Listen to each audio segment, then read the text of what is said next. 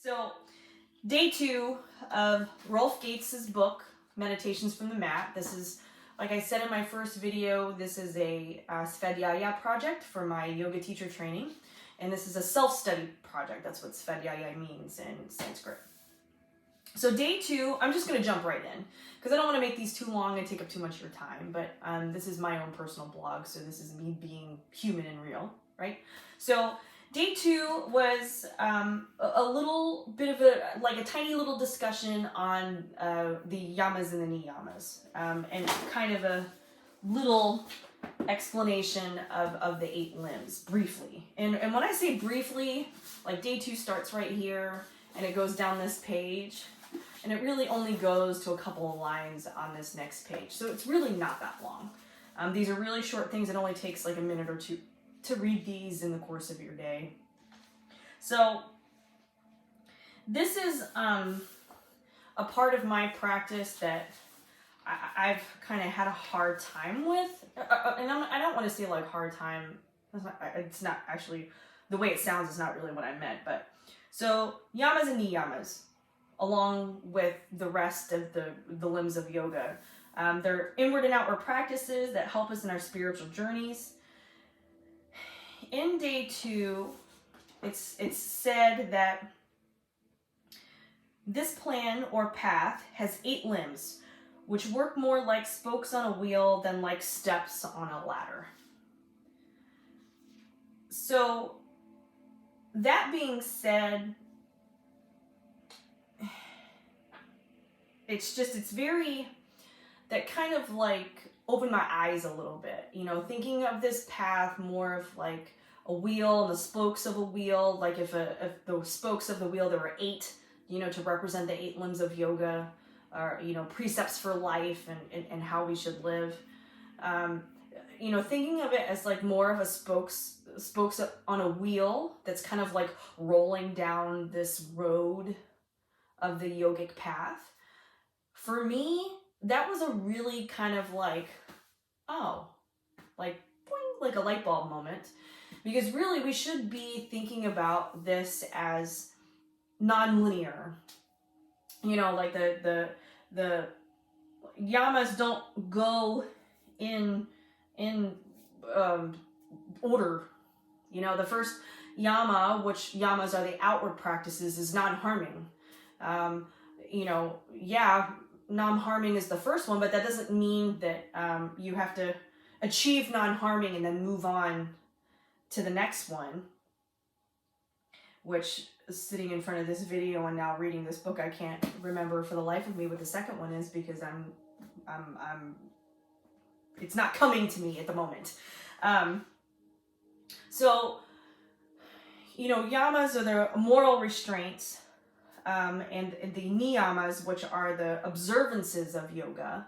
You know, and I will try to impart more knowledge rather than just have this just me spouting off the mouth. But, you know, these yamas and niyamas, like, they're not just looking at them like the spokes of a wheel, and this wheel is rolling down this yogic path, is more of a non-linear but still linear way of looking at it. So,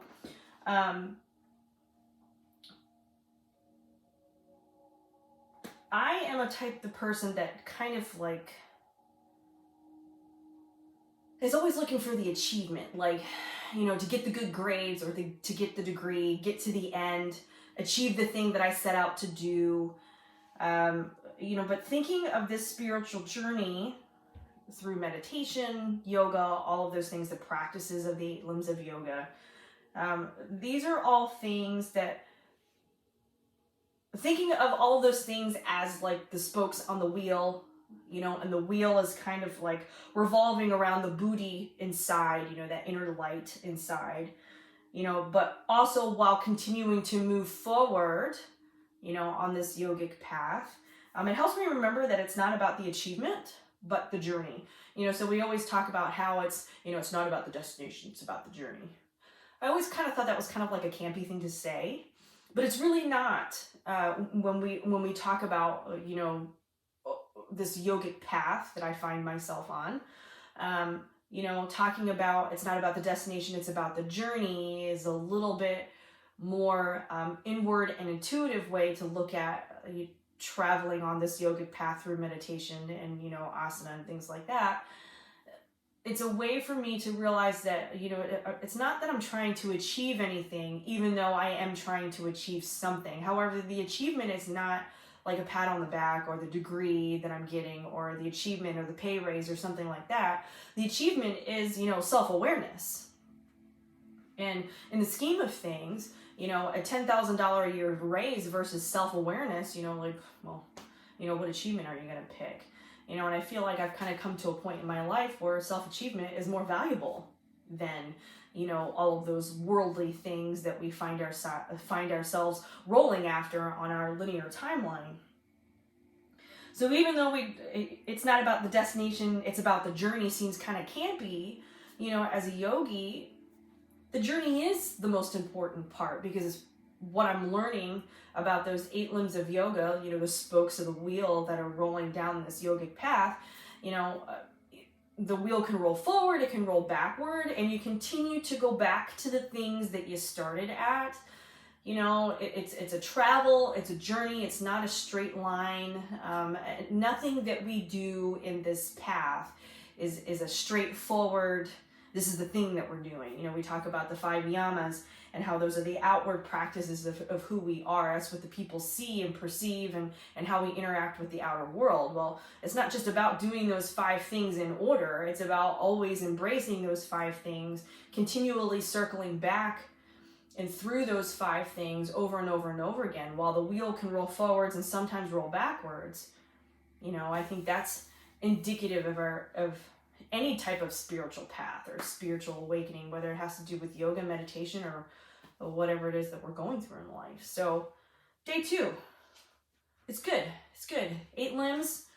It's kind of like opening the door a little bit and getting you open and thinking of that path as the wheel. It's good visualization for me. And I think that's really going to help me in this meditation practice.